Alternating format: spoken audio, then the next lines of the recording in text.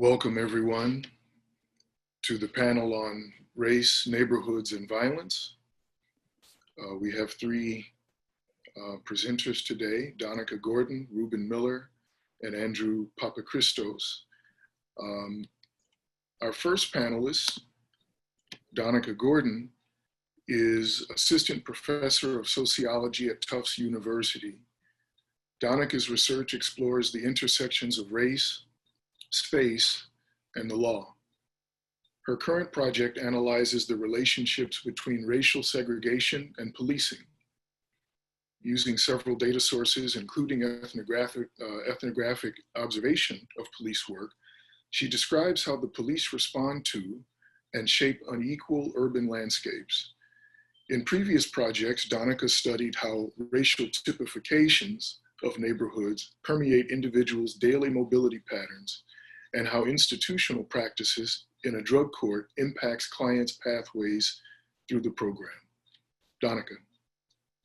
Hello, everyone. Good evening. Thank you so much for being here, and thank you to the conference organizers and the other panelists. It's a real privilege to have the opportunity to be in dialogue with so many people whose work has really shaped my thinking. So I did prepare some slides for the sake of data presentation, and I appreciate your patience as I pull them up. All right, hopefully those are visible. The talk that I'm going to be giving today is based on an in-depth case study of place-based policing reforms in a highly segregated Rust Belt city. So this case offered the chance to explore how the police respond to racially segregated landscapes and how they institutionalize priorities and activities that further shape the nature of that landscape. I thought I'd describe the broad contours of this case and how my inquiry evolved, and then offer a few remarks on what I think it can help us see as we consider the relationships between policing and the racialized construction of place, and as we try to envision alternatives within and beyond policing. So this inquiry began with a police department's puzzling redistricting reform. Many redistricting efforts aim to evenly distribute crime and calls for service across districts, but in River City, a redistricting reform intentionally created quote unquote high crime and low crime districts. In the process, it aligned police district boundaries with the city's stark black-white racial segregation boundaries. So I was surprised by this because it seemed like the creation of racially homogenous police districts, defined as having vastly different crime levels, would introduce certain hazards. Unique systems of policing can emerge within districts as officers respond to the exigencies of their environment and develop shared norms and expectations. So would those in high crime districts be more likely to adopt aggressive tactics or experience burnout? And what would this mean for the predominantly Black residents of these districts? How did this reform get approved with little apparent public discussion or concern? And as I began reviewing publicly available records and interviewing police executives and elected officials, two important findings took shape. First, the redistricting had been widely supported and viewed as a progressive reform. It was one of many changes that was initiated by a new chief of police who was considered a leader in the national field of policing. Per the formal logic of the department, the chief sought to move the police away from the reactive stance of incident-based response to proactive community-based problem solving. The department incorporated popular strategic innovations that all share an emphasis on policing tailoring its activities across the city. So community-based and problem-oriented policing as paradigms recognize different needs in different neighborhoods, and the redistricting intended to capture this. It redrew boundaries around quote-unquote coherent neighborhoods, supposedly in order to facilitate greater responsiveness to local problems. But a second surprising finding soon followed. So I had assumed that some of the risks of local policing would come from an emphasis on crime control and suppression.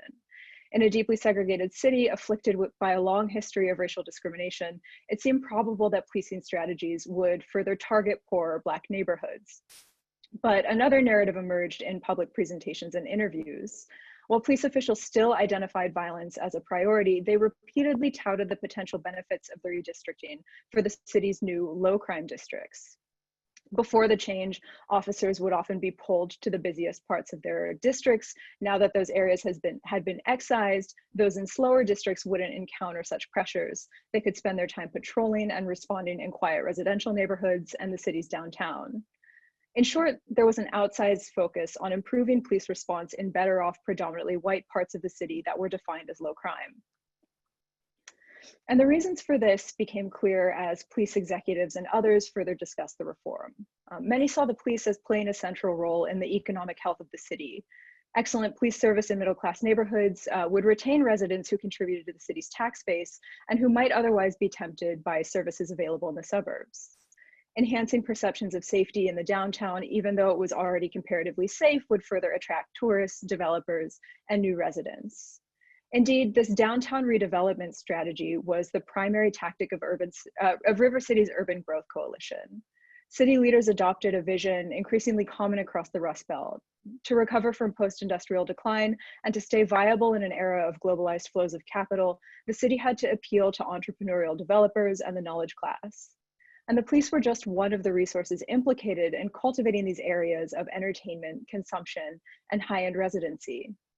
Their visible presence would reassure visitors and residents on the one hand, and on the other, the police had an important role to play in suppressing criminal and social threats originating in other parts of the city. So to explore the consequences of this redistricting and the logics of local policing, I conducted 13 months of ethnographic observation in two of the city's most transformed districts. East District included many middle-class and more affluent residential neighborhoods, the downtown and the campus of the university. It also had the highest proportion of white residents of any district in the city. West District was adjacent, and it included some of the city's poorest neighborhoods and the highest proportion of Black residents of any district. So I rode along with officers between these two districts as they responded to calls for service, attended community events, and engaged in special initiatives. And I sought to capture the nature of their routine work with attention to how these citywide priorities shaped officers' activities and how officers' encounters with citizens subsequently constructed place by patterning social relations. And I found the police navigating two worlds. In East District, officers managed a light call volume, sometimes being dispatched to a single call over the course of an 8-hour shift. But they nevertheless felt that they had ample work to do. They described citizens as demanding and politically connected, and they noted that residents expected thorough investigation and follow-up even for relatively minor incidents. When they weren't responding to calls, officers engaged in preventive work. They conducted traffic safety stops, checked on businesses, and walked foot patrols through downtown corridors. Beyond providing this responsive service and a visible, stable presence, the police developed special initiatives to meet the needs of residents and businesses. A weekend deployment through the district's entertainment corridors focused on order maintenance in collaboration with bar owners. And the district gave residents of the university area a means of bypassing dispatch when calling with nuisance complaints. Stakeholders and residents described improving response times, professional service, and community-based policing. And police executives and others drew connections between policing in East District and continued investments in the area, specifically the downtown. Across the river in West District, the police were preeminently concerned with suppressing violence. And while this constituted a real problem for some residents, many felt that the totalizing focus on crime overlooked attention to repairing police community relations and enhancing the economic development potential of Black neighborhoods. Moreover, to confront violence, the RCPD chose a strategy of aggressive investigatory stops. These stops ultimately failed to address crime and eventually heightened racial tensions. And while such proactive tactics contributed to over-policing, West District was also under-policed. In contrast to the low workload in East District, patrol officers in West District experienced relentless pressure from the volume of calls. There were often several calls waiting for a squad to be dispatched, and officers would sometimes be pulled off of an assignment to be sent to a higher priority call. Response time suffered, and citizens felt that their safety could be endangered and their problems overlooked. This flagging police service underscored how predominantly Black neighborhoods were comparatively underserved and undervalued by the city, in addition to being criminalized. So in short, local policing in East District and West District ended up amplifying longstanding racialized inequalities in policing. And I want to suggest that the mechanisms that contributed to this offer some critical cautions and insights as we try and understand and reimagine the role of the police in the city. So this case is singular, but it sits at the intersection of several nationwide dynamics. The turn toward policing strategies that emphasize local approaches, the embrace of a certain kind of urban growth politics, and the persistence of segregation and neighborhood inequality. And I've found in more recent developing inquiries that there are other redistricting reforms that appear to consider economic development, downtown dynamics, and service in white, well-off neighborhoods. So here are a few things that I think this case can help us see. First, we see how popular policing reforms like community-based policing and problem-oriented policing can actually amplify the inequalities that many assume they'll mitigate. While these may be philosophically appealing, strategies can invite further divergences in tactics that contribute to racial outcomes. So technically, initiatives in both East District and West District were rooted in the logic of neighborhood level problem solving.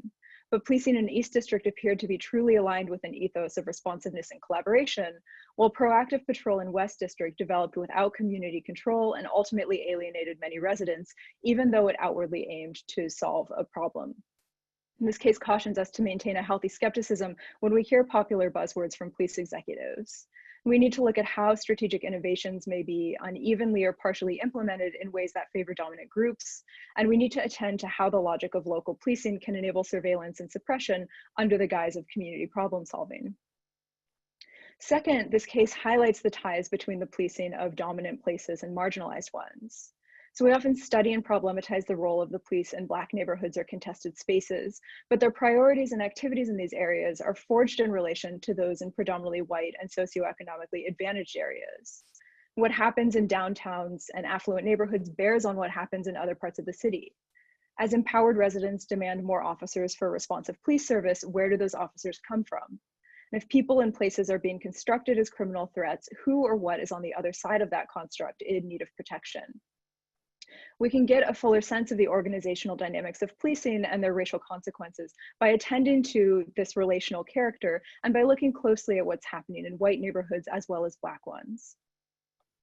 And then a third insight stems from what we see through this relational analysis. In this case, we find a police agency that's highly responsive to the city's growth coalition. Police departments rely on the surrounding institutional field for legitimacy, authorization, and resources, so it may be no wonder that they align their activities with the agendas of mayors, developers, affluent residents, and other powerful entities. But in doing so, the police take up an active role in a project that's reconfiguring racial segregation and inequality. The vision of growth that aims to construct attractive sites of consumption, tourism, and entrepreneurship furthers uneven development citywide. It encourages the allocation of scarce resources to those areas considered salvageable or with potential, and it relegates others to decline. So while downtowns and gentrified neighborhoods receive increasing investments, disadvantaged Black neighborhoods are constructed as criminal and cultural threats to revitalization efforts. As the police institutionalize these particular visions of space, they further construct neighborhoods in their likeness. By treating affluent white areas as valuable, people understand them as valued. And in treating poor Black neighborhoods as inherently violent, the police seek out and detect further criminality. So in the process, policing amplifies the divides of segregation. I'll conclude by pointing to just a couple of things that could flow from these findings, though I want to acknowledge that my thinking here is still very much a work in progress and draws a lot of inspiration from others, including many presenting at this conference. In River City, powerful actors treated the police as an urban amenity, one of many resources that could be used to enhance the economic growth of particular kinds of places. This emphasized the service provision function of policing. And one of the most striking inequalities in this case was in the uneven distribution of police service. While East District residents received prompt and thorough response to calls, few of which dealt with life-threatening situations, those in West District were often left to wait even when serious incidents occurred. One recommendation that could flow from this finding is that patrol resources for emergency response and service need to be fairly distributed across the city. But we've also heard important calls to question whether the police should be the ones responding in many cases. During field work, I watched officers prepare accident reports, investigate noise complaints, address mental health crises, counsel victims of domestic violence, resolve disputes between neighbors, and in one case, drive around chasing a loose dog. In many instances, it seemed like the presence of an armed state agent was unnecessary, and in others, police presence seemed to actively thwart goals of conflict resolution and crisis de-escalation. Our current conversations around defunding the police have provoked critical discussions about alternative responses. How can we address harm without invoking the prospect of racial state violence? What other resources could enhance the safety of communities by ensuring that basic needs are met and access to opportunity structures is equitable? Reconsidering resources for real community safety also invites us to more broadly interrogate patterns of investment within and between cities and metro areas. It asks us to trouble a spatial imaginary that reinforces decades of discriminatory policy by upholding residential segregation on the one hand and by overlooking the assets and potentials of Black neighborhoods on the other. So what would it mean to see the thriving of every neighborhood and its residents as essential to the city's survival? And what kinds of reparative and redistributive policies could recognize and finally redress the racism underpinning segregation? While I don't have the answers to all of these questions, I think they're integral to our conversations around reimagining police. And I suspect that as we seek these answers, we'll continue to challenge the premise that the police have much of a role to play at all in moving us toward just urban landscapes. And thank you. Thank you, Donica. Our next presenter is Ruben Miller. Ruben Miller is an assistant professor in the University of Chicago School of Social Service Administration. His research examines life at the intersections of race, poverty, crime, control, and social welfare policy. He's completing a book titled Halfway Home: Race, Punishment, and the Afterlife of Mass Incarceration, based on 15 years of research and practice with currently and formerly incarcerated men, women, their families, partners, and friends. Ruben. Thanks so much, Omar, for the introduction. Thanks, Julian, for the invitation. And I'm looking forward to breaking bread with you when we figure out post-pandemic life. Thanks also to the organizers for pulling this conference together. Now, a colleague, Brendan McQuaid from the University of Southern Maine, who wrote a very nice book on police fusion centers, tweeted a challenge this morning. He said that our role here should be to challenge the police, not to reimagine them, that we're either for abolition or for reform that legitimates police presence.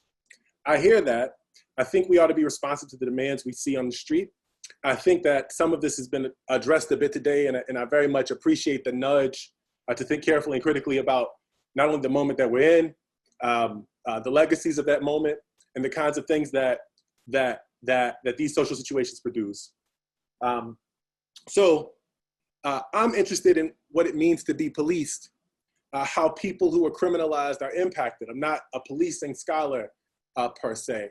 I'm interested in how people respond to their criminalization. More broadly, I've written about mass incarceration and how it takes hold deeply, pushing into even our most intimate moments, and about how it transforms family life and the social life of the city. And my role here isn't to tell you the next step or to help you imagine a new form of policing. That's not my interest. I'm here mostly to think about how we understand the lives of the people that we're afraid of, and how the current moment and its longer history shapes their lives, and the work our responses to their needs and our own fear does in the social world. And to think about the limits of our own imaginations to conceive of a world in which these precious people who we're afraid of, people we label violent, belong. To do this, I'll share a bit from a chapter of a book that I wrote that will be published in February called Halfway Home. And the chapter is titled Guilt. About 9 chapters. This is a piece of one of the arguments in the chapter. And I want to think here specifically about Black guilt, and conversely about Black innocence, and the ways that guilt flows within and between people and institutions, and the associations with Black guilt and violence, or better still, the way that the flow of Black guilt supports and produces violence. And so we'll open with a police encounter. A video surfaces from Grand Rapids, Michigan in March of 2017. The view is from an officer's chest cam. We see down the barrel of an already drawn gun that there are 5 Black boys in the distance. Guys, get on the ground, keep your hands up, the officer says. The orders are calm and come quickly. The footage reveals the boys' personalities. One is obedient but shaken, lying face down during most of the ordeal. Another fidgets, unsure of whether to stay on his belly or walk toward the officer. "What did we do, bro?" asked the third prone boy, his head and arms raised awkwardly. The 4th boy whimpers, "I don't want to die." Was this the youngest child? The boys reportedly are between 12 and 14 years old. The 5th boy, the one in black, is noticeably angry. "Can you please put your gun away?" He stands, repeating his request. "Hey," shouts the officer, "don't come over here." The murmuring 12-year-old begins to wail. "I don't want to die," he says, again, crying. Seeing the action from her stoop, the mother of one of the boys moves toward the fray.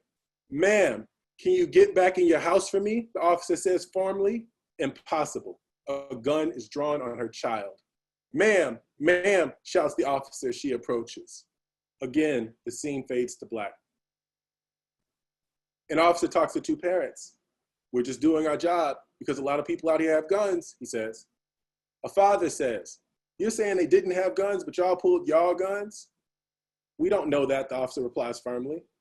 A mother, the one who went to her child, interrupts. Exactly, she says. They didn't have a gun, but y'all pulled guns on my kid. The officer responds politely. Do you understand where we're coming from? Matching description. We're not just gonna walk up to someone and say, hey, do you have a gun? No one got hurt. Wrong place at the wrong time, obviously for these kids, says the officer. Right place at the wrong time. They were in the right place, says the father. The footage ends. There was, of course, no weapon. The mother's impulse to go to her child being held at gunpoint and the confusion, fear, and frustration of the boys should make sense to most observers. Why would a mother stand by and watch while police point guns at her child? Why wouldn't a 12-year-old fear for his life? I suppose the family should have been thankful that no one was hurt. Much worse has happened under similarly haunting circumstances. The boys' parents were familiar with the cruel and remarkable history that confronts their boys each time they leave home. Like many other American cities, Grand Rapids has recently commissioned a stop and frisk study that found racial disparities in police procedures. Black people were stopped at twice the rate of whites, but were less likely to carry guns or drugs. The wrong place at the wrong time, at a park, a playground, or a street outside their home, there's no right place for these children. Innocence and childhood may be synonymous in the American imagination, but for our children, that is to say, Black children, they are presumed guilty. I say children because this doesn't just happen to boys. 11-year-old Honesty Hodges was held at gunpoint by the same police department around the same time. She was made to walk backward, her hands in the air, but in her case, it was from the doorway of her home. Her mother pleaded, she's only a child. The police were searching for her Aunt Carrie Manning, a 42-year-old white woman wanted for stabbing her little sister. The child screamed no as they put her in handcuffs. That she wasn't 42 or white didn't matter. I'm sure that it was surprising when the police chief apologized to the boys' families in his public statement. Within the hour, 2 police officers' unions issued a joint statement of their own. The officers followed protocol, they said, and the protocol would not change. But how did we get here? And why is this the protocol? In some ways, this is an old story. It would be tempting to start with the war on drugs or the advent of modern policing, but our presumptions of Black guilt and the collective sin that renders Black people criminal emerges at the concept of race itself. This is because the idea of a Black people, uniform and constituted as Black, is a child of racial slavery. Before that, neither the, quote, European aristocrats calling for unfree labor, nor the raiders they sent to plunder the African continent, nor the network of merchants, nor middlemen or brokers, nor the warrior aristocracies that captured people and supplied slaves to the coast, so said Saidiya Hartman, thought of Black people as a people at all. They were outsiders, foreigners like the Eastern Europeans and the classes of so-called barbarians who were traded by warring empires. Saidiya Hartman, the eminent scholar of transatlantic slavery, whose work I'm drawing from, put it best. Africans did not sell their brothers and sisters into slavery. They sold strangers, she said, those outside the web of kin and clan relationships, foreigners and barbarians, lawbreakers expelled from society. In order to betray your race, she writes, you had to first imagine yourself as one. In the social hierarchy that existed, slaves were at the bottom, but the exclusive trade in Africans as slaves wasn't established until the 15th century. Before then, most captives were Eastern Europeans. In fact, the word Slav became the root word for slave. Envious of Muslim riches, writes Ibram X. Kendi, that is, envious of their golden Black captives, King John of Portugal sent forces to capture the chief trading post in Morocco. Kendi writes that the European slave trade, the European trade in Slavs diminished and new trade lines stretched to sub-Saharan Africa. Europeans began to see the natural slave not as white, but as Black. But it was the salvation of lost Black souls that drew King John to Western Africa, or at least that's what his biographer said in the first written defense of the European slave trade. His mission in Africa, and by extension, the purpose of slavery itself, was to save the lost African who was considered dark, beastly, naked, and undifferentiated. A Black mass, an entire people, undifferentiated but one, guilty of sin, shiftless, lawless, godless. Now, there was violence. and not just from European raiders. Africans fought their captors in their villages and ports and shipyards and at seas, and they rebelled in the New World colonies and in the barracoons and on the auction blocks. A whole history of resistance to capture, a whole history of violence for the purpose of Black freedom.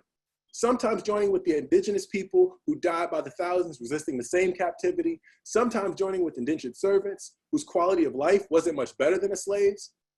It was, after all, these violent rebellions, these forced expressions of freedom, that the separation of races and the collective notion of Black guilt was established. The separation of so-called Black and white people took place across law and in everyday life following these revolts. The slave codes outlawed the vestiges of Black freedom.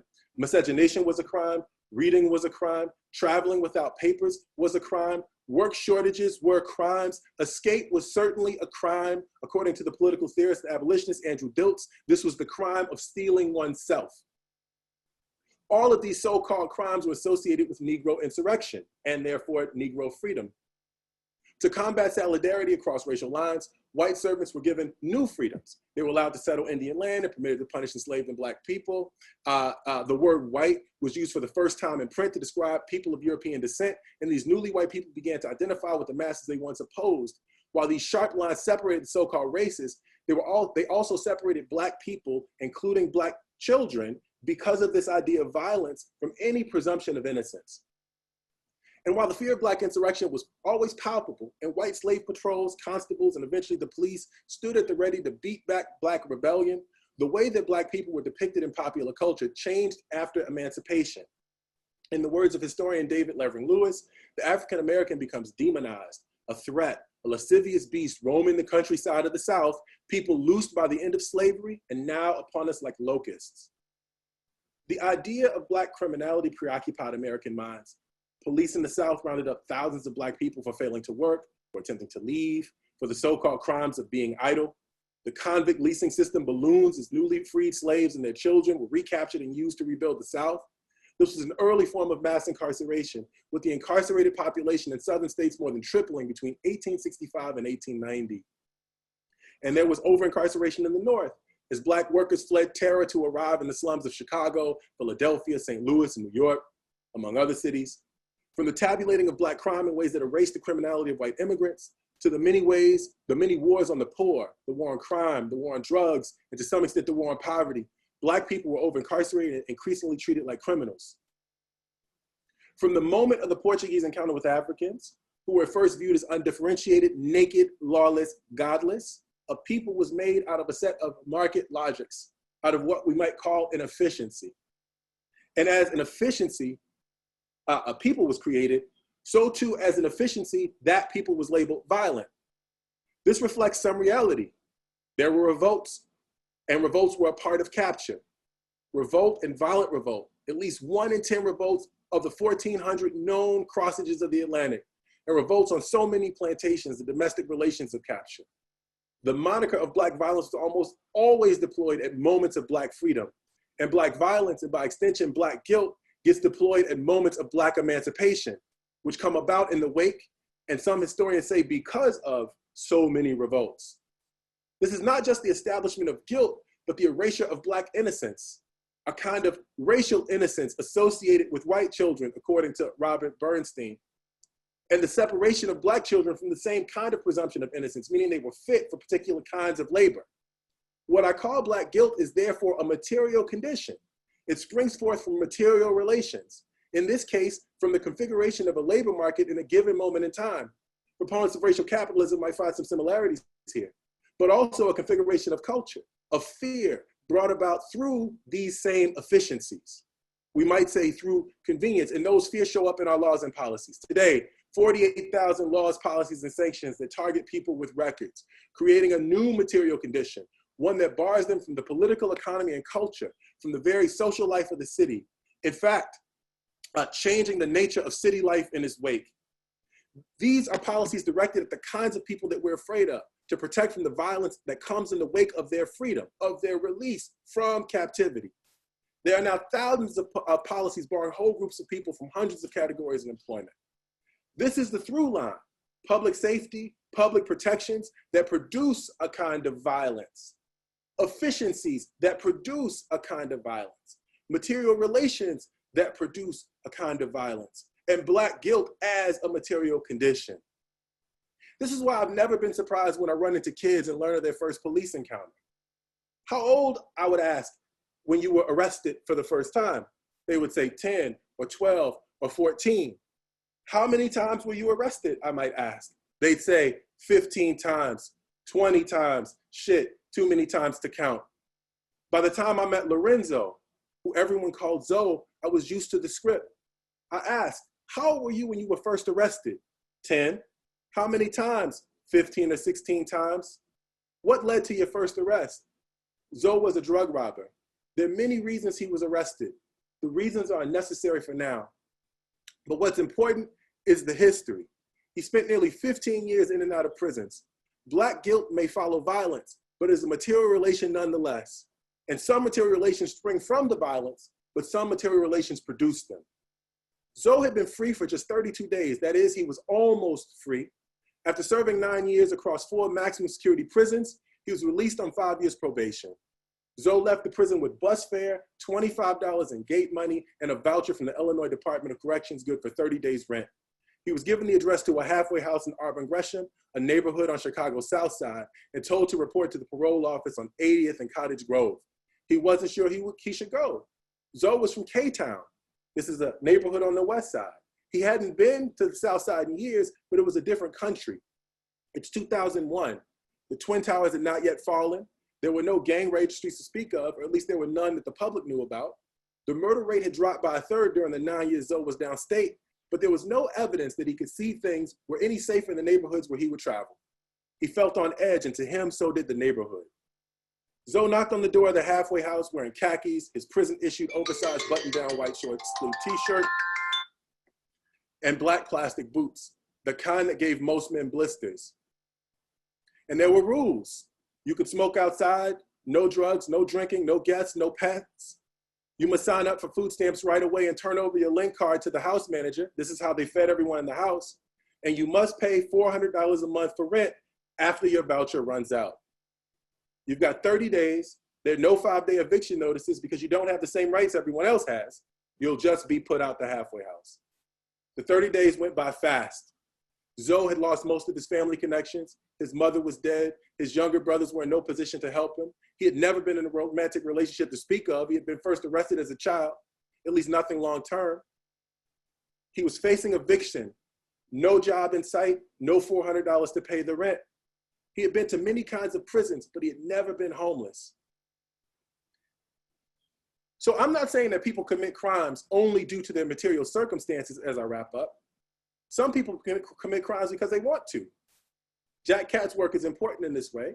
The chapters in The Seductions of Crime on University of Chicago students are interesting. They stole for sneaky thrills despite having enough money. Or even to think about the reasons why torture is torture. The pleasure that comes out of torture, the slaps and the beatings and these kinds of things that he talks about in the introduction. These are the seductions of crime. And I met people who like guns, who like to shoot, who like how it feels. In the words of Xavier Ramey, a brilliant abolitionist and consultant whose work I respect deeply, he says, I'm not going to pretend that some people ain't out here shooting because they want to. But here we have Zoe. On the 32nd day of his almost freedom, he started walking around the neighborhood to clear his mind. He knew he needed to check in with his parole officer. But what should Zoe say? That he would soon be homeless? He got to the bus stop on 79th and Cottage Grove, just a block from the parole office, when he saw 2 dope boys talking shit, flashing their little money. And this is 2001, where you used to flash your cash, you feel me? So the experience was surreal for Zoe. I didn't know what to do, he said. He had a routine. The muscle memory was still there. He was a drug robber. I thought I could choke one out. It was crazy. Literally, man, it was crazy, he said. Zoe didn't have a weapon, and if things went wrong, he could be sent right back to prison. Nowhere to go. His things in a black garbage bag. He didn't want to go back to prison, and the dope dealers had that money. What did you do, Zoe? I cried, man, Zoe said. I stood right there on that corner, and I cried. Thank you. Thank you, Ruben. Our final presenter is Andrew Papachristos. Andrew is currently professor of sociology and the director of the Northwestern University Network and Neighborhood Initiative. Papachristos aims to understand how the connected nature of cities, how their citizens, neighborhoods, and institutions are tied to one another, affect what we feel, think, and do. His main research applies network science to the study of gun violence, police misconduct, illegal gun markets, Al Capone, street gangs, and urban neighborhoods. Papachristos is also actively involved in policy-related research, including the evaluation of gun violence prevention programs in more than a dozen US cities. Andy.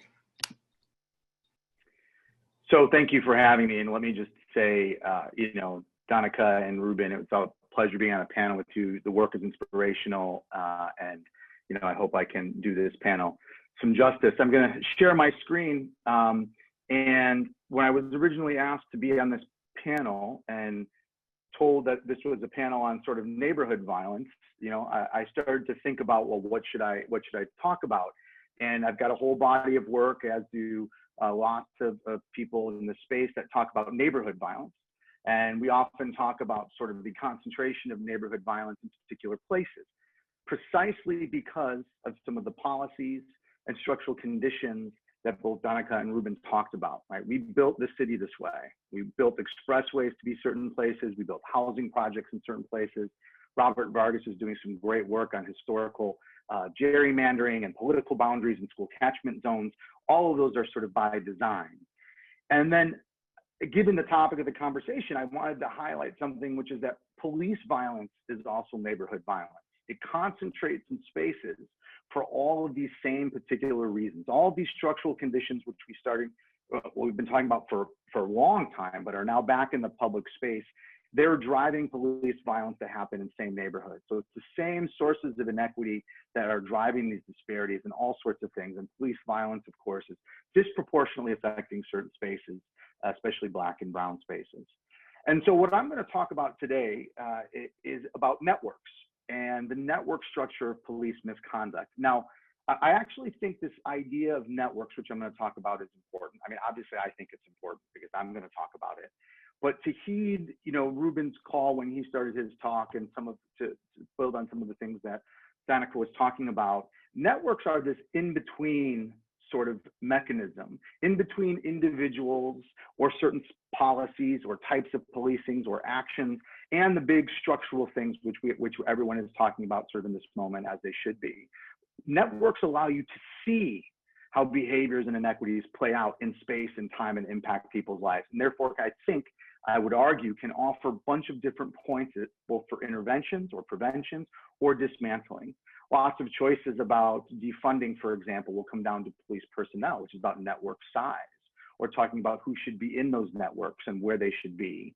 And so I'm going to pull together a couple of different projects from myself and my colleagues. I do have to acknowledge my colleagues on these different papers, my co-authors and collaborators from different spaces. And I will give another shout out to them in just a second, but I want to talk about the incredible work of the Invisible Institute, also on the south side of Chicago. And Wes Scogan mentioned in his talk some of the legal actions that have been going on, whether it's around the release of the Laquan McDonald video or this current law that just was debated by the US Supreme Court. The Invisible Institute and Jamie Calvin and company are the force behind that. And we have a deep collaboration. We're working on many things with them. And so, look, here's the thing. Networks matter, right? We know it intuitively. There's a whole field of science on it. But who you're connected to, who are your friends, who are your family members, your coworkers, it affects what you feel, think, and do.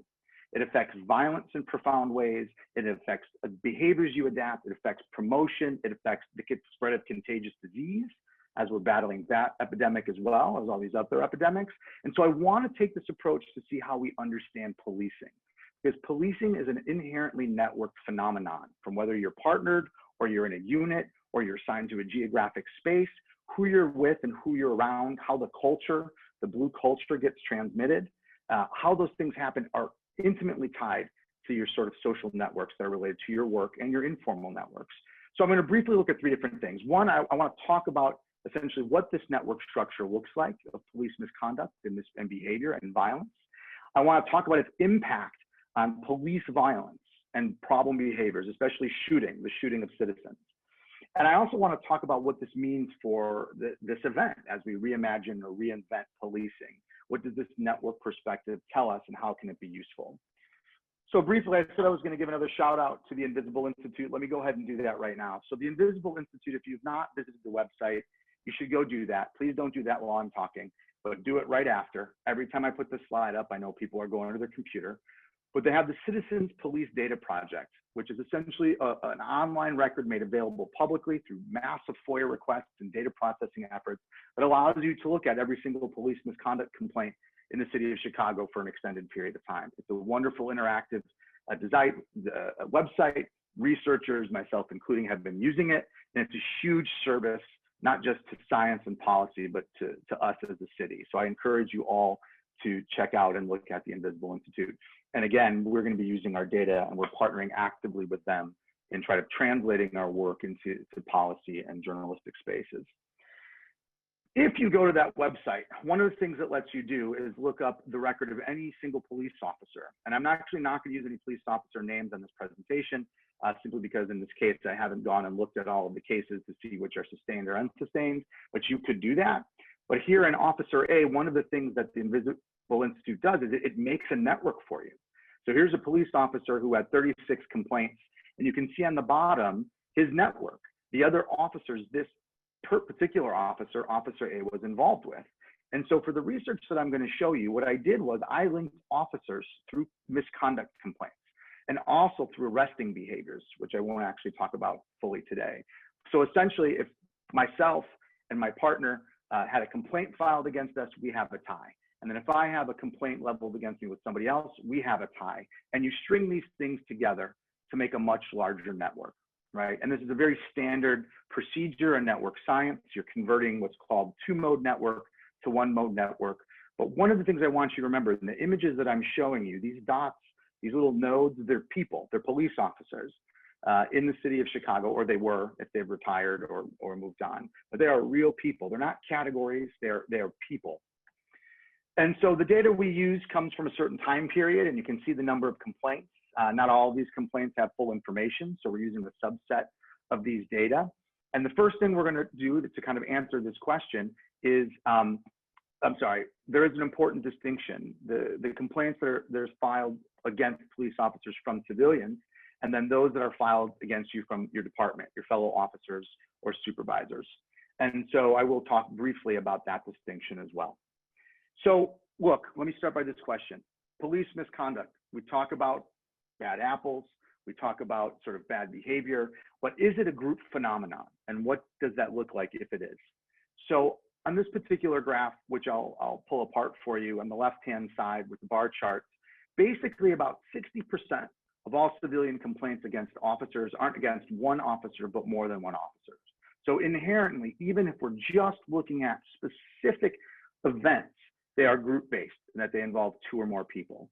And even at the departmental level, about half of all departmental complaints involve more than one police officer, right? So at a baseline, most complaints involve more than one cop. On the right-hand side, you look at the distribution of these complaints across police officers. And if you look, just focus for the moment on the civilian line, about 20% of the police officers don't ever receive a complaint, right? But that means 80% do.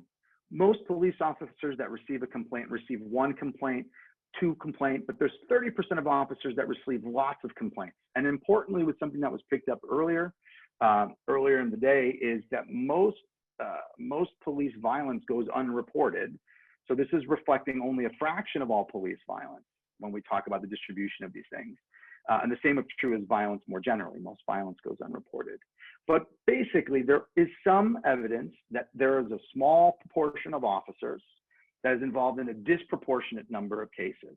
But keep that in mind, because I'm going to try to think about this slightly differently. But it turns out when you look at some of these distributions, here's an officer, Officer Baddest Apple, who had 132 complaints, and 12 of which were sustained, and he had some 36 other people inside of his network, right? So this was a severe case of someone who was highly active, had lots of complaints against them, This particular officer had 12 sustained complaints, was in the extreme end of the use of force. And this is someone that, by all sort of standard metrics or evaluation, fit this bad apple sort of model. But here's the thing. When we think about these sorts of officers that generate lots of bad activities or bad complaints, is that there's the rest of that phrase, which is they spoil the barrel, right? We always forget that part. And what bad apples do, or these high volume actors do, is they connect. They're the connective tissue inside police departments. And as I'll show you in a second, also spread the bad behavior quite literally like an infectious disease. So what you're looking at here, especially the red side, is the network of misconduct in a single police district in the city of Chicago. Each one of those nodes is a person, and you can see that along the periphery, you have lots of single nodes, or little dyads as we call them, which is that, again, going back to my earlier point, most cops in this district get one complaint or two complaints, but you have this big network in the middle, right? And that is the thing that becomes even more problematic, because that's the thing through which behavior can spread. It's the way through behaviors, opinions, and attitudes can all move through these sorts of networks, right? That's the structure. You can see it. You can see the individuals that are there. You can see what they're doing. You can see who they're partnered with. So this is one police district. Now, what you can do for one police district, you can, of course, do for the whole city of Chicago. And so here you're looking at the largest network of misconduct in the city of Chicago, some 4,600 officers. The colors, which I'll come back to in a minute, are clusters. They're groups. They're crews. They're gangs of cops. And there's something more there than just singular bad apples. Even within this institution that has this history of racist policies and practices, there are clusters of cops that congregate and clump together, right? And a lot of the connective tissue becomes these particularly high volume actors, but also the policies we have that tell you how you patrol, where you patrol, whom you patrol with. So there's a network structure. The next question is, well, how does that network structure impact you, right? So you're in this network if you're an officer. How does it impact your neighborhood, the people you police? And in this particular study, which you can look up, we wanted to ask the question of, what happens if the people around you are using force, right? What if your peers, the people in your network, start doing a certain type of behavior? Are you susceptible to that behavior? And the short answer to that is yes. What you find is that as your partners engage in these bad behaviors, as they start to use force, you start to mirror their behavior. You start to look and act more like the other officers that are around you that are using force. And just as one of our key findings here, which I'm happy to talk about, is that actually the presence of female police officers not only diminishes the idea of using force, and generally it actually acts as almost a protective measure. So the more women you have in your network, if you're a police officer, the less likely you are to use force. It's a very strong finding and deals with some of the issues around intersectionality. So there's a network structure. The network structure can affect your behavior, but let's go back to the map I showed you. How do we know which officers are going to shoot people? Can we figure that out?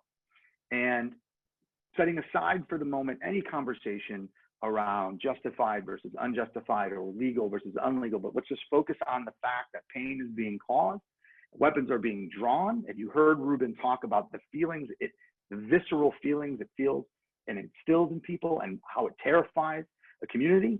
Can we figure out which officers are more likely to pull their weapon and fire it at a non-officer, at a civilian? So what we did was, in this network, we located all the officers that have discharged their weapon, and we hypothesized, and I'll explain why this is important, that officers that were sort of brokers, that stood in between different clusters and networks, would be the most susceptible to shooting their weapon. And there are a couple of reasons for that. One is that this position exposes you to a lot of other different sorts of people, but at the same time, what do we do with bad police officers? We shuffle them around. And so these brokers are actually happening because we don't fire bad officers, we move them around. We're inadvertently spreading bad behavior, the shooting of your weapon.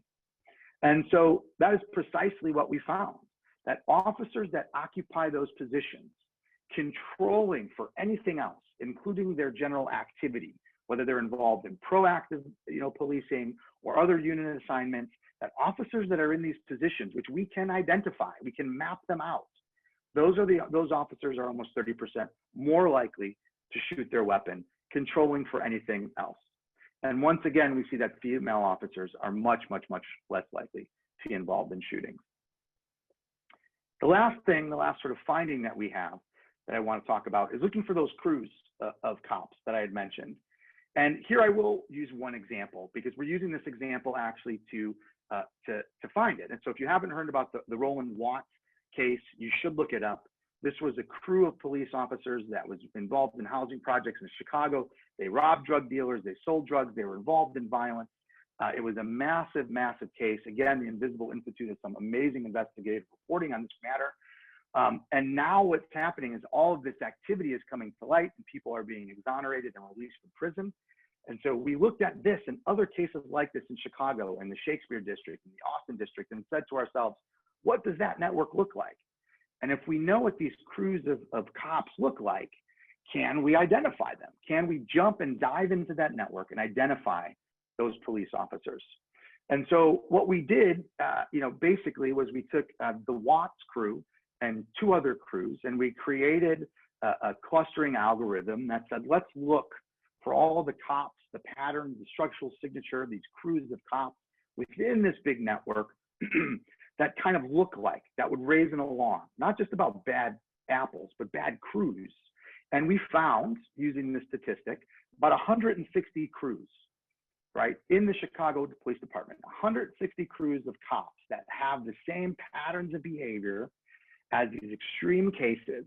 And more than that, these crews are responsible for almost 1/4 of all use of force complaints, 27% of the city payouts, almost 1/4 of the police shootings, and they're responsible for 15% of almost all arrests in the city from 2001 to 2018. So when you talk about the impact, not just of single actors, but these crews of cops, it is massive, right? And there are ways to actually use this information to, at the very least, mitigate harm. But we should keep in mind as we think about sort of the directions of this work. And that's the last thing I want to leave you with, which is, so what? What does this have to do with the title of the conference? What does this have to do with sort of some of the conversations that we've been having on this panel? And the first is, there are big things, there are small things, there's everything in between.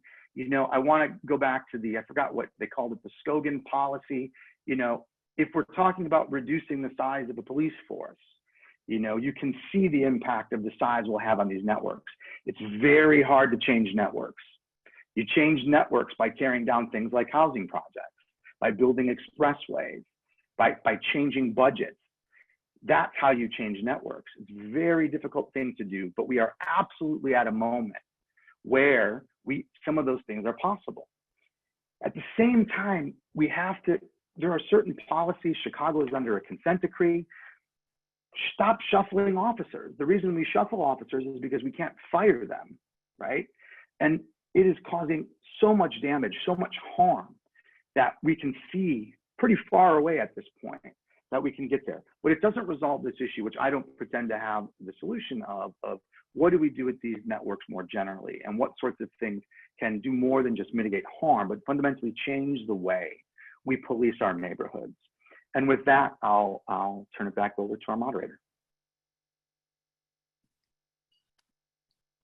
Thank you, Andy. So we have some questions for the presenters. You can type your questions in the Q&A tab. I'll start with a question for Donica from Troy. Just to clarify, are you suggesting that the tailoring of police is indicative of systemic problems associated with reliance on neoliberal ideology specifically? Are you suggesting that racialized segregation was successful in achieving growth on the East Side and therefore efforts to challenge these methods face repression? Yeah, thank you so much for that question, Troy. And I'm happy to clarify a little bit. So essentially, yes, exactly what you say. Part of the foundational argument here is that this kind of neoliberal impulse that puts cities in competition with each other in an era of globalized capital flows identifies particular kinds of sites as meriting increasing investments, particularly in the post-industrial Rust Belt. So cities are kind of modeling themselves off of places like San Francisco and Boston, turning into kind of entertainment machines. And in the process, they're identifying downtowns, high-end commercial corridors, sports stadiums, all of these projects that kind of funnel public and private resources into particular kinds of areas. And it's less that challenging this merits repression, but more that the kind of racial spatial imaginary that's a reflection of the history of segregation in these post-industrial cities, the history that Ruben kind of so elegantly laid out, has already defined these places as criminal, pathological, blighted. And in the process, key institutions, including the police, as they kind of reinscribe those definitions, they amplify those divides. And I think one of the things about this is that this outcome isn't necessarily a foregone conclusion. Like there are alternative imaginings of space. And so looking at the mechanisms by which the kind of dominant vision of place comes to be kind of further institutionalized and then shaped through organizational action is kind of the line of inquiry here. So I hope that clarifies a little bit. Thank you. A question for Andy. For the police misconduct, were you able to just pair police based on department?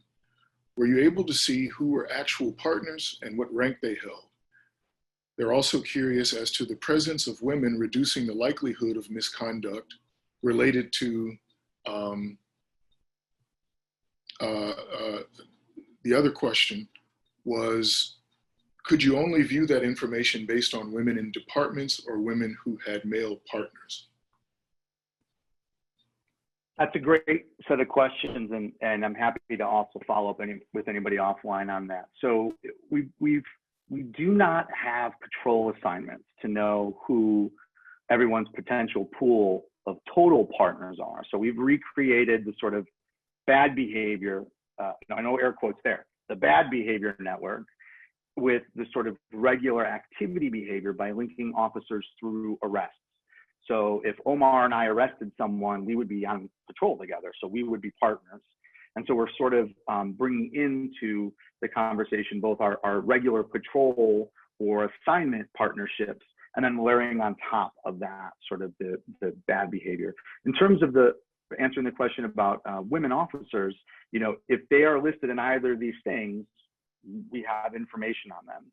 One of the things I actually didn't talk about today, which I'm happy to point people to, is there are actually very interesting, particularly looking at partnerships is very interesting, and looking at dyads is very interesting.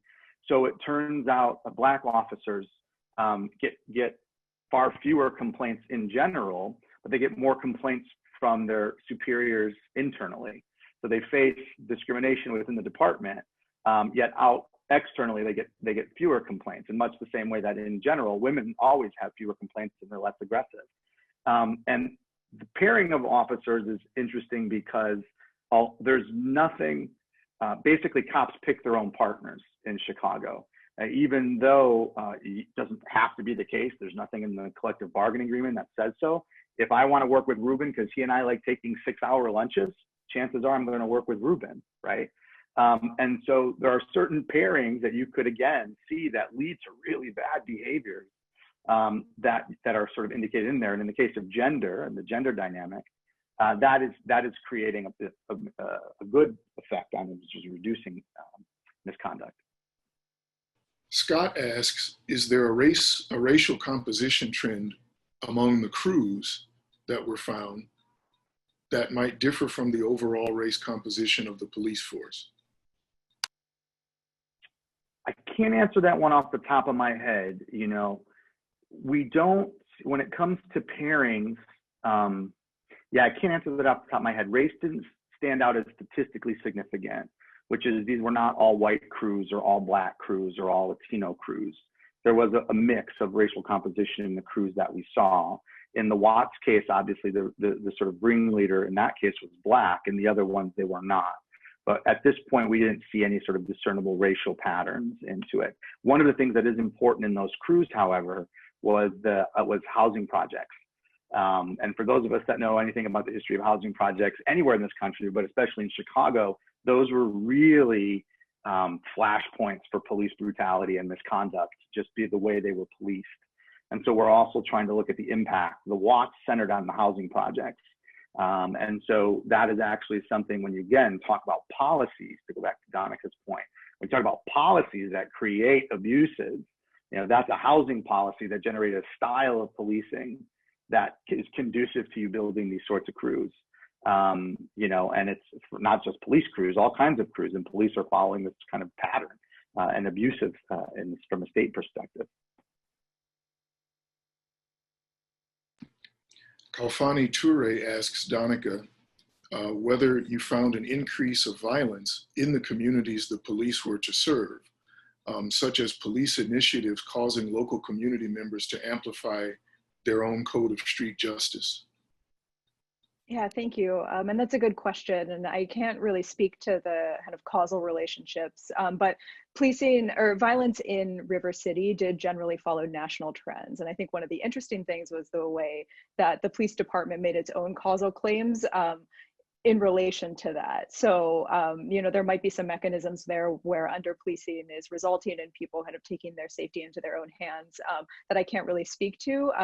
But when the police department initiated its proactive strategy, there was a decline in both property and violent crime that it cited frequently to indicate that investigatory stops were effective.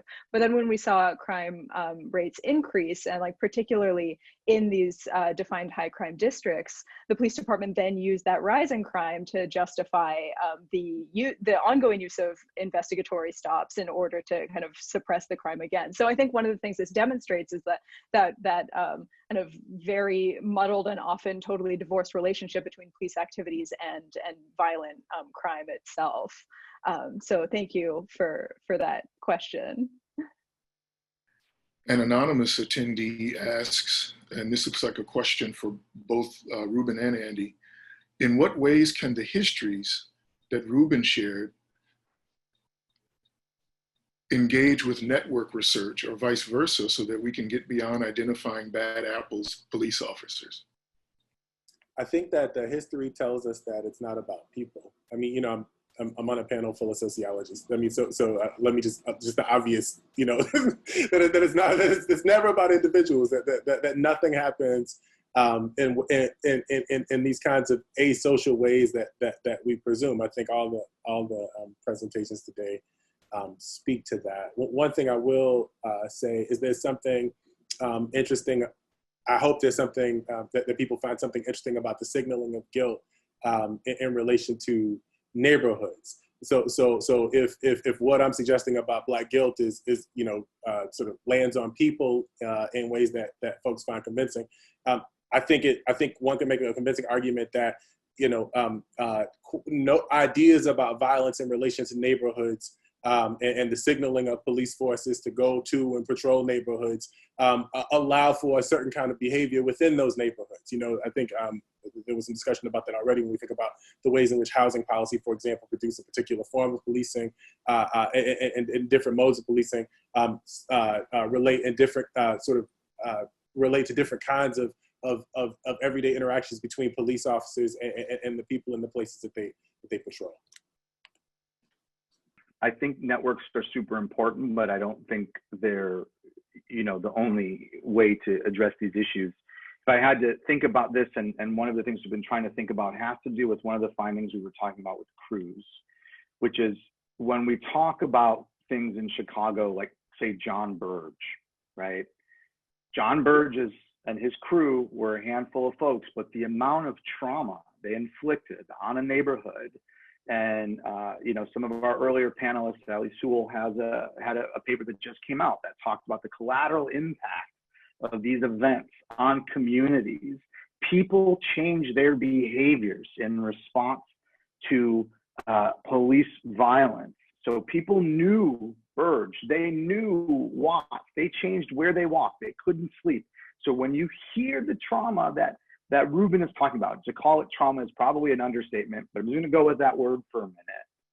And you see the network and you see how these things spread out into neighborhoods, that is where they come together, right? That these groups inflicted exponential levels of damage and violence and trauma onto communities. That's where I think the intersection is. No way I can quantify it or show pictures of it, I think actually captures that. I think Ruben's language captures that.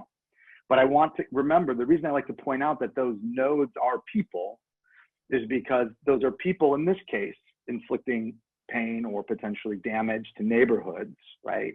And then they reach other networks and it spreads. The stories of the child and the mother, they're all experiencing something. So I think that's the intersection. But I think that the point is sort of weaving those things together. And in the historical context, of course, this goes back 400 years. So I think we heard that in the first panel as well, of how those stories and narratives create networks. The point I wanted to stress with that, which I think goes to part of what Donica's point about redistricting as well, is that once you draw boundaries on these networks, and my networks, it changes who your partners are. It changes where you can go and what you can do. And you might skirt some of those boundaries, but by and large, you can contain and control police in ways because they are hierarchy, or in theory you can, and we don't, which is problematic. So I think that would be my response. It's a good question. Ruben, another anonymous attendee, wants to know if in your time working in the social services, you had any experiences with different attitudes, mindsets toward law enforcement between established Black Americans and Black recent immigrants, where there's significantly disparate conceptions of what rights they had in interacting with the police. That wasn't my experience in service work, but I want to point the person who raised the question to Mosi Ifantunji's work, who thinks about the relationship between Black immigrants and Black people broadly across different categories of institutional interaction, let's say. So, he thinks about it across different kinds of interactions. Having said that, I'd be unsurprised to see real variation between these groups, in part because, of course, the experience of migration and what that means, and sort of being bred in a particular kind of American experience. But I also wouldn't be surprised to see difference between those groups, because there's such vastly different experiences that I've seen in my research and service work between Black Americans who are U.S. born from different sort of, who occupy different kinds of roles in the community, or different, from different age groups, different categories. So for example, if I think about Black church attendees, people who religiously attend church, pastors had different kinds of discussions about policing and police when I would follow people across different cities. I didn't talk much about my methods, but I did ethnographic research in Chicago and follow people carefully in Detroit, New York, and some other places. And I would see vast differences in attitudes toward law enforcement and police between, for example, Black grandmothers and their children who got in trouble, pastors and attendees who were showing up trying to figure out how to get their lives together, and between different people who occupy different categories of offenses. So people who were accused, for example, of violent offenses had different relationships and discussions with me in some moments than people who were convicted of like drug crimes or something like that. So there are all these splits. There's all this variation kind of within group. So I'd be unsurprised to see variation if we slice Black people, when we slice Black people in that way.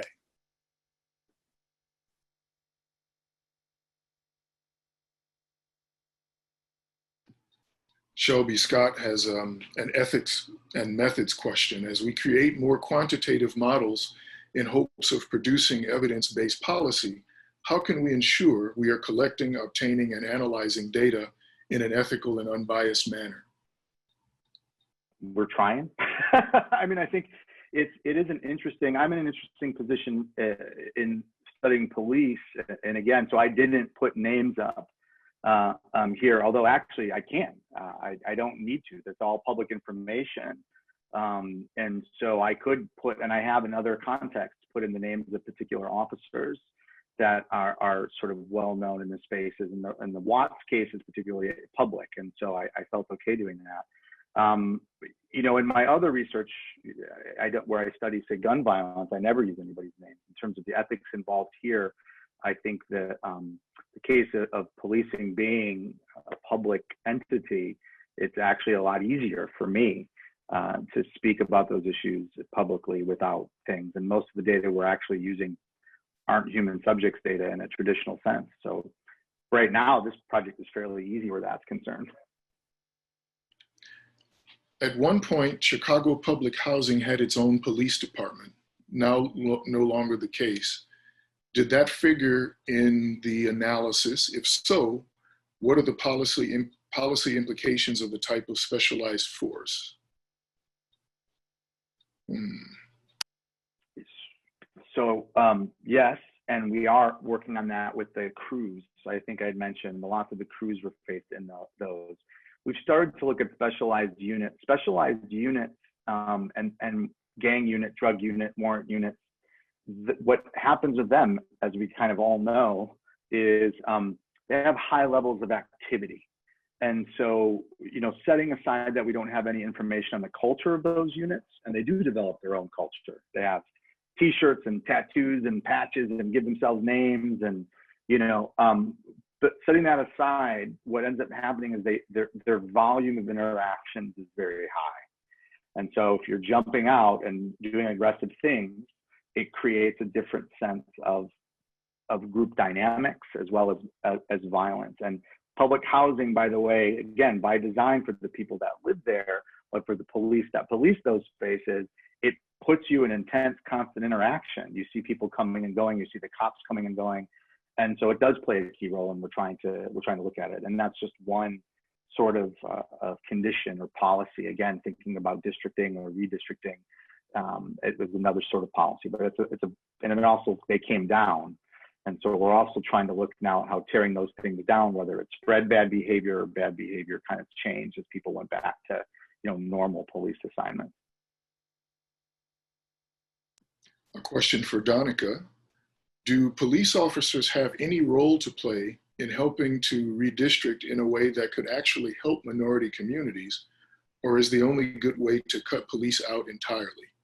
Are you familiar with the work of Monica Bell and her legal estrangement theory?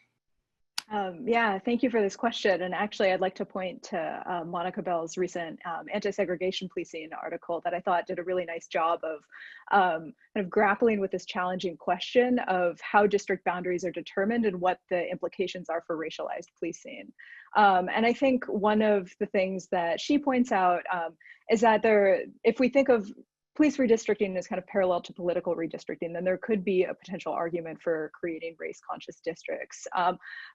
At the same time, we can think of different kinds of results that would flow from racially heterogeneous districts, maybe distributing the kind of capital and influence of white city residents would invest them in their district in a different kind of way, or maybe heterogeneous districts would just result in the kind of co-optation of kind of police district priorities, which is something that I observed in West District as one of the more kind of gentrified, affluent neighborhoods essentially tried to garner resources from within the district after actually it tried to switch formally back into East District. But I think one of the things that this case illustrated, like if we're thinking about race-conscious districts and their possibilities, the police department kind of presented this change as really offering the potential for kind of democratic voice and community control. The goal was, as they kind of formally stated it, was to create livable neighborhoods capable of sustaining civic life, which is a lofty aspiration. And I think one of the pernicious things was the way in which that goal around community control over the police and local problem solving was co-opted in ways that generally just served the white, more affluent parts of the city.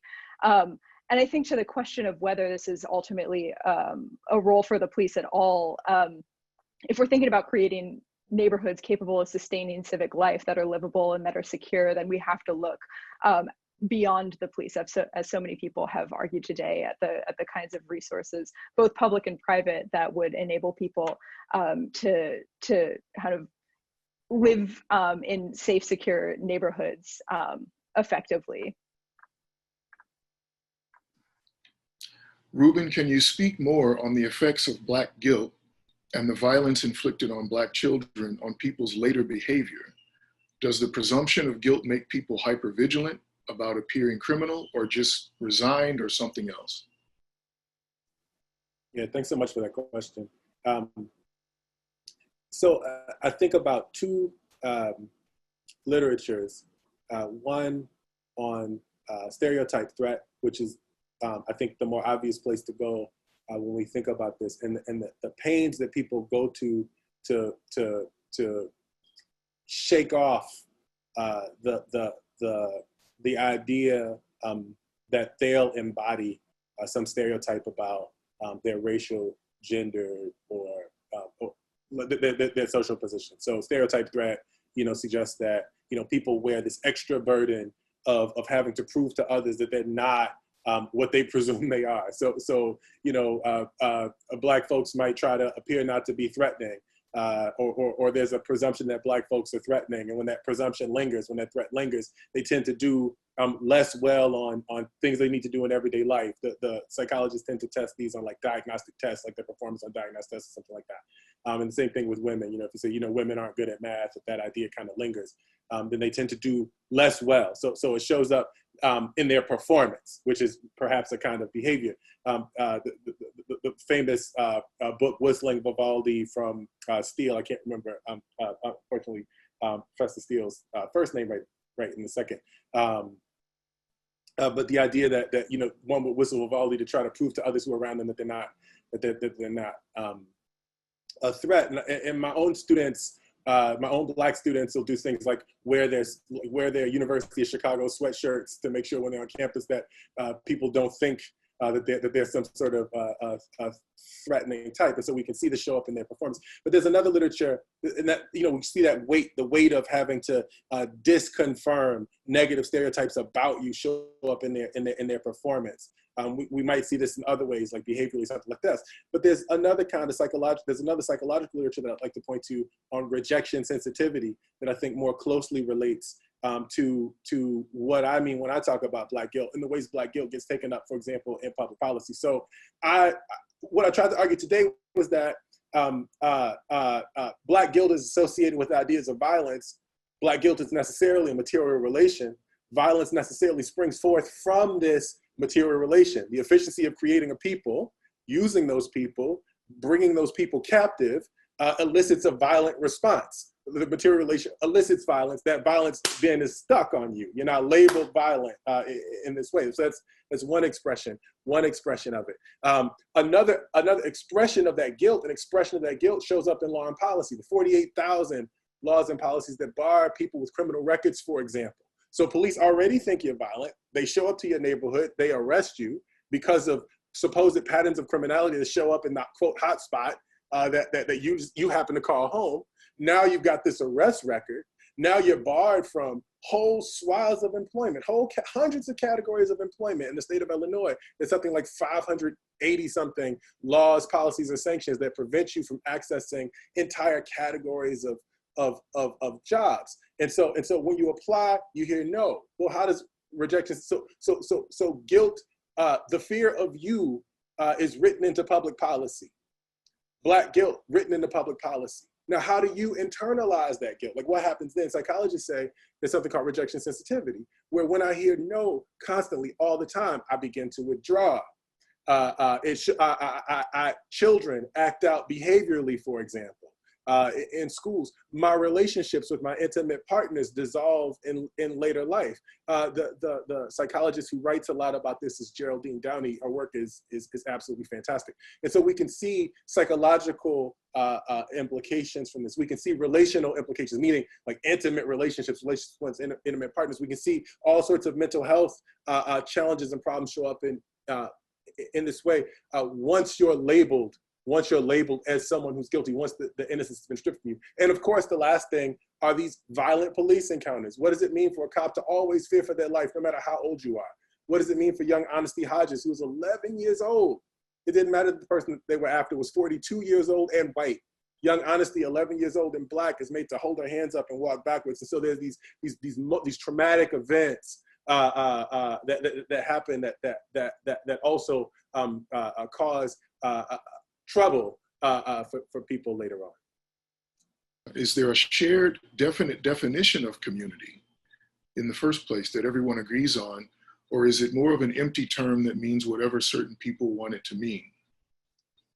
Yeah, thank you. So I think in this case and generally, ideas of community and neighborhoods are contested and by many different groups and even people in terms of thinking about their own communities like that. So that may be network-based, it may be geographical. There are so many different possible definitions. I think one of the interesting things here is that we saw a police department essentially create the idea of coherent neighborhoods by identifying some axes of differentiation and then grouping places together in relation to those. So ideas of differences in crime and differences in value were the foundations of a project that actually kind of made communities. So there was actually a great deal of heterogeneity in both East District and West Districts in terms of the kinds of places that existed there and whether people would have kind of described them as forming a neighborhood or community. Particularly in West District, where there was just so much variation, but then it came to be blanketed by this definition of being a violent place. And so, you know, the police ended up treating the entirety of the district up to its boundaries as violent in certain ways, as proactive policing kind of extended from designated boxes or hotspot areas into other regions for a number of reasons. And so I think this case kind of helps illustrate the ways in which ideas of neighborhoods and community are actively constructed and then institutionalized into particular organizational practices that then are further kind of creating the not just the boundaries between places, but the content of the container in addition. A historical question for Ruben.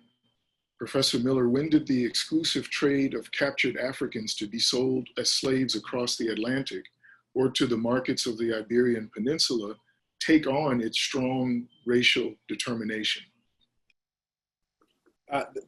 The historians of slavery will point to the beginnings of this in the 16th century and the kind of deep establishment of Black folks as you know, the primary as primary slaves around the 17th century. And so there's kind of two things that are happening.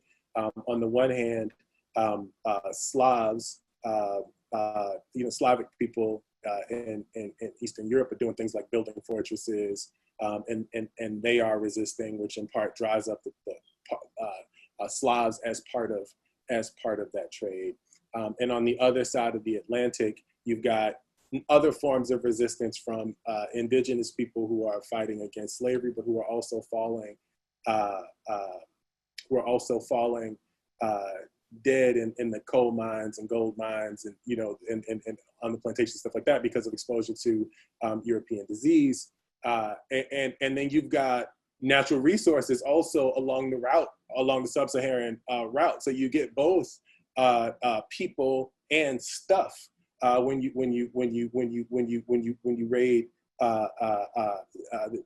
the African continent. And so this confluence of market forces in some ways produces or creates it positions Black people as well suited for racial slavery. Now races get established.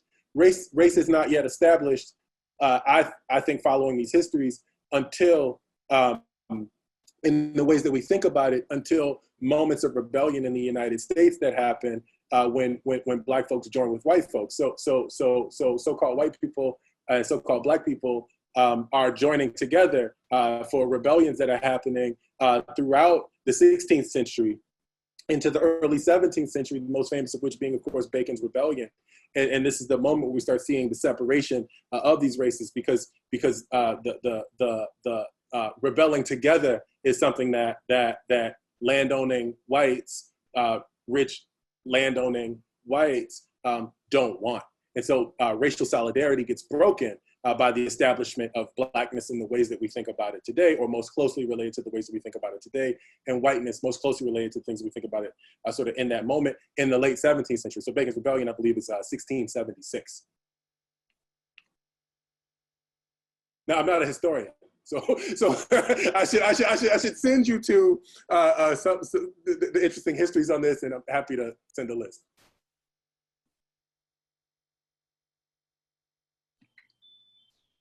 Maybe one more question. An anonymous attendee wants to know regarding the historical connection to Dr. Papachristos' work. They wonder if the Invisible Institute could use a similar method they're already using, investigative reporting, but work backwards, looking at historical data on police violence. So I don't represent the Invisible Institute. I can tell you part of our partnership has actually been this really, for me, very exciting, and I think for them too, collaborative effort where we're kind of looking at some of these data blindly, if you will, especially identifying these crews. So looking at the history and patterns that we see, bringing it to them looking at the names and saying like, this makes sense, this doesn't make sense, doing their investigations, and then kind of looping it back and forth again. You know, I think there is a very, I don't have any journalist jokes to make. I think they're doing a great thing, but how they follow data is very different than say I do in terms of, you know, looking for different patterns and structures and regularities, and there's a space for everything here. So it's a good idea. I'll make, if they're not listening, I'll make sure to pass it along, but they've been very open to these new ways of exploring their data. They're constantly looking for new data. And again, I just want to make a huge, that they're making it available to the public is a massive service for those of you academics that we guard our data in certain ways. It's actually, it's quite humbling, and it's a good model. All right, with that, I want to thank our distinguished panelists for their very thoughtful presentations and engagement with questions, and thanks to everyone in attendance and for your questions.